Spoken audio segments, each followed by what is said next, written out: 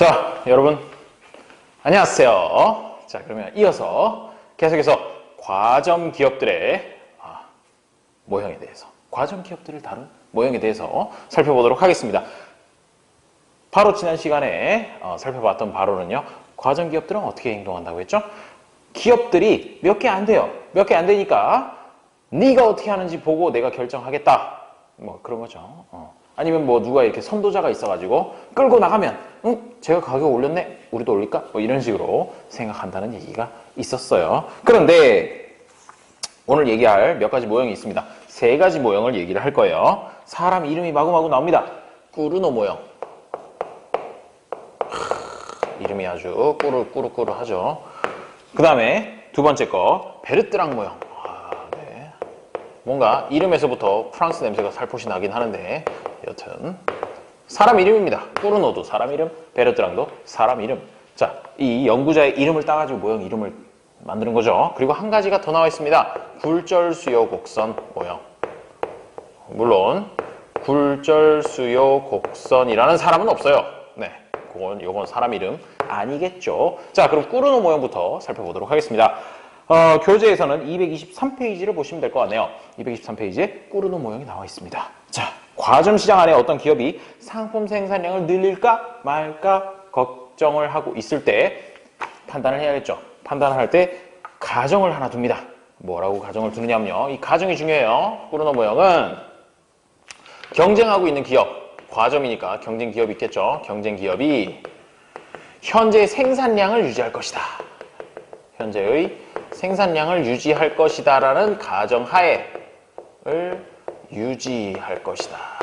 이런 가정하에서 전략을 결정하게 됩니다. 이게 사실 큰 의미가 있는데 말이죠.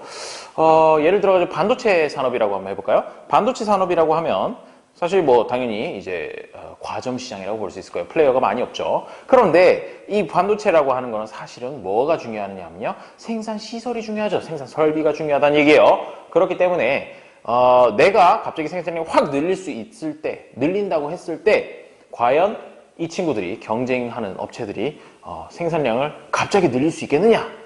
좀 어려울 거란 얘기예요. 투자를 하지 않는 이상.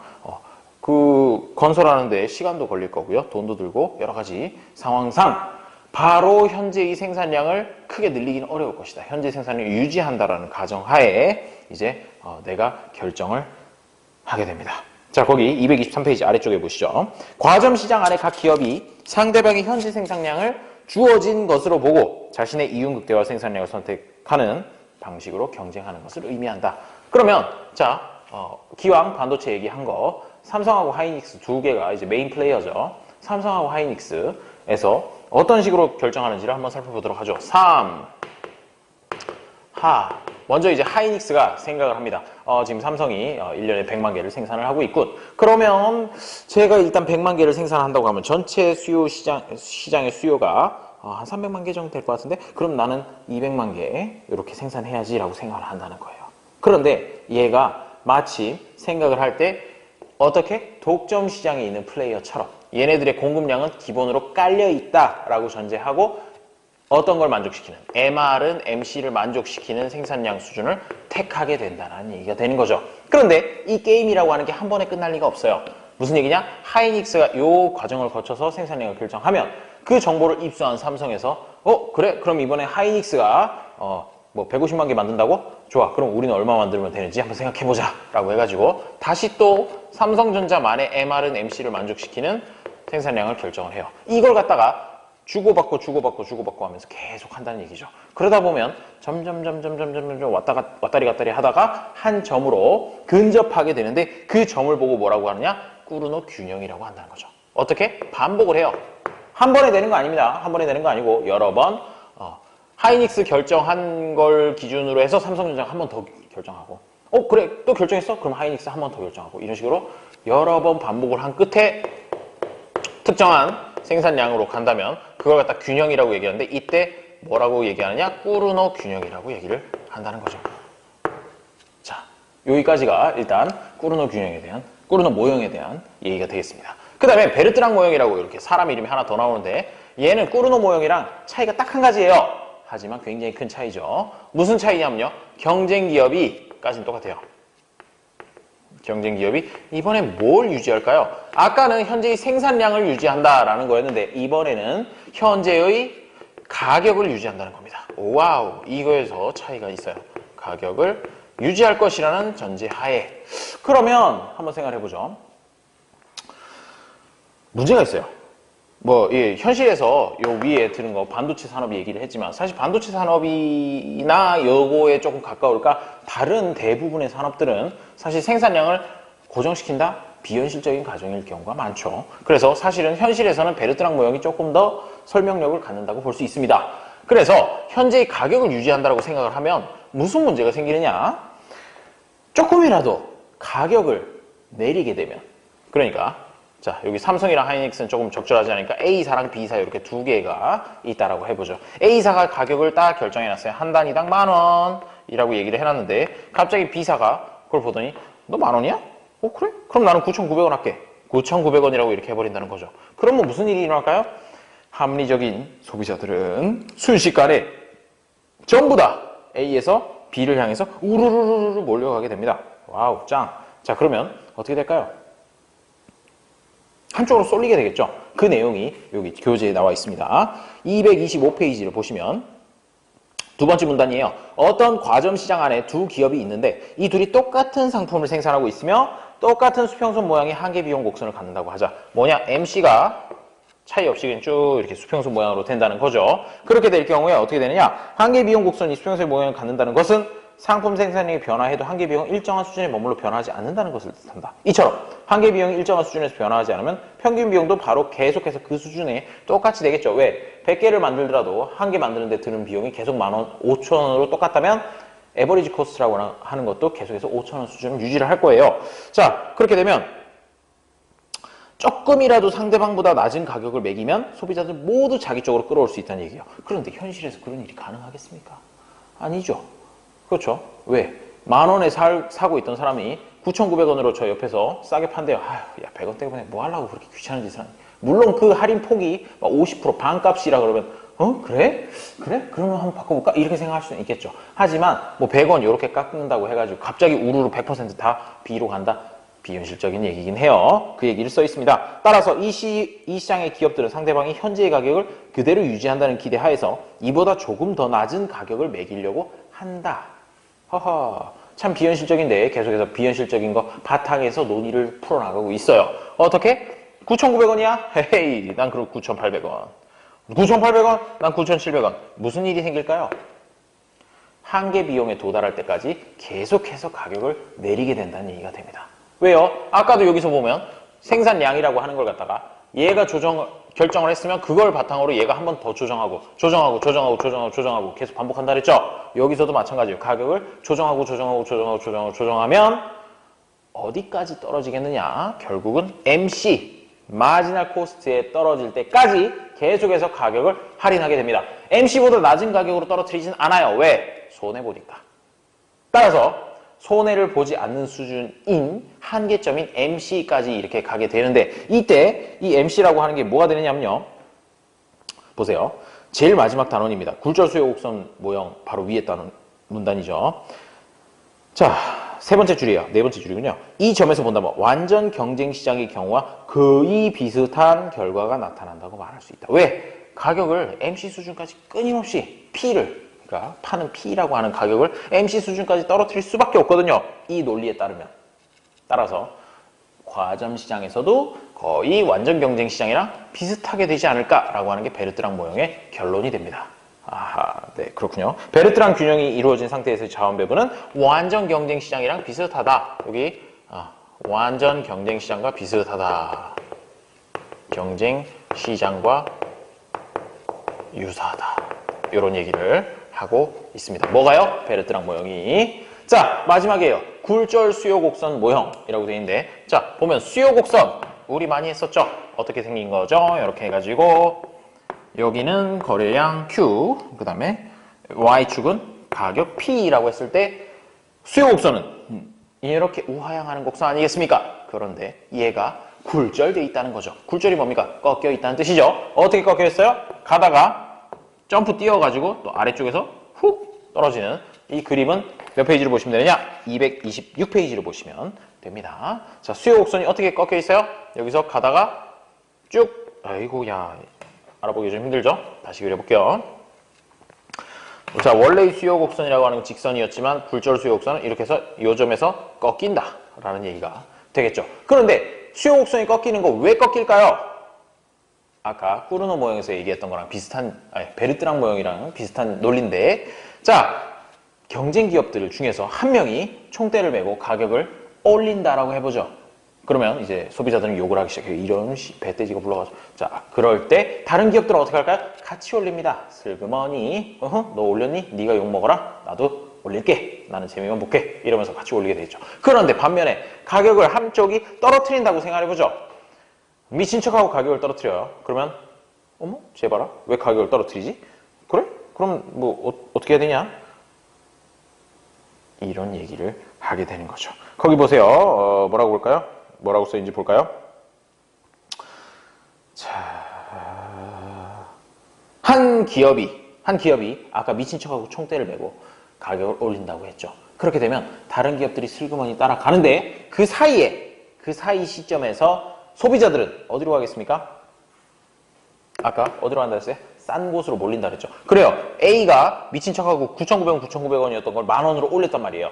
100원 올리면 소비자들이 슉 다른 데로 가버린다. 즉 수요 곡선이 얘가 똑바로 된 게 아니라 가격이 올라가면 어떻게 해요? 수요량이 급격하게 떨어진다라는 그런 얘기를 하고 있게 되는 것이죠. 반대로 가격을 내가 내려요. 내리면 경쟁 기업들은 어떻게? 득달같이 같이 따라 내리겠죠. 올릴 때는 천천히 올리고 내릴 때는 득달같이 내릴 거다라고 하는 게 굴절 수요 곡선의 핵심입니다. 그러다 보니까 수요 곡선이 이렇게 꺾여 있고 따라서 여기서 한계 수익 곡선, MR 곡선이라고 하는 걸 갖다가 마지널 레빈이죠? MR 곡선을 그리게 되면 그 밑에 빨간색으로 그려져 있어요. 얘가 내려가다가 갑자기 불연속점이 나와요. 호호. 자, 불연속점이 나온다는 얘기는 무슨 얘기가 될까요? 여기에서 불연속점이 나오게 되는데 226페이지 그림을 보게 되면 그 A점으로부터 아래로 쭉 내려오는 쪽에 불연속 구간이 생겨요. 이 부분은 뭐냐 하면요. 한계 수입이 늘어나지 않는 구간이에요. 어머 세상에. 그럼 어떻게 해야 된다는 얘기겠어요? 여기서는 쉽사리 결정을 할 수가 없어요. 어떻게? 가격을 올릴 결정을 할 수가 없다. 따라서 지금 226페이지 중간쯤을 보죠. 지금 우리가 보고 있는 모형은 이처럼 수요 곡선에 굴절이 있다는 사실이 핵심을 이루고 있기 때문에 굴절 수요 곡선 모형이라고 부르고 두 줄 넘어가서 한계 수익 곡선에 불연속한 부분이 있기 때문에 이 기업의 비용이나 수요 조건에 웬만한 변화가 일어나도 가격을 쉽게 변화시키지 않는다. 지금 수준을 그대로 유지한다. 라는 얘기가 됩니다. 거기에 여기 보면은 이제 한계 비용 곡선이라고 해서 이렇게 세 개 그려놨어요. 세 개를 그리는 동안에 MR이라고 하는 부분이 지나가는 부분이 없죠. 그러니까 비용이 웬만큼 변화하지 않는 이상은 가격을 바꿀 이유가 없어진다 라는 얘기가 되겠어요.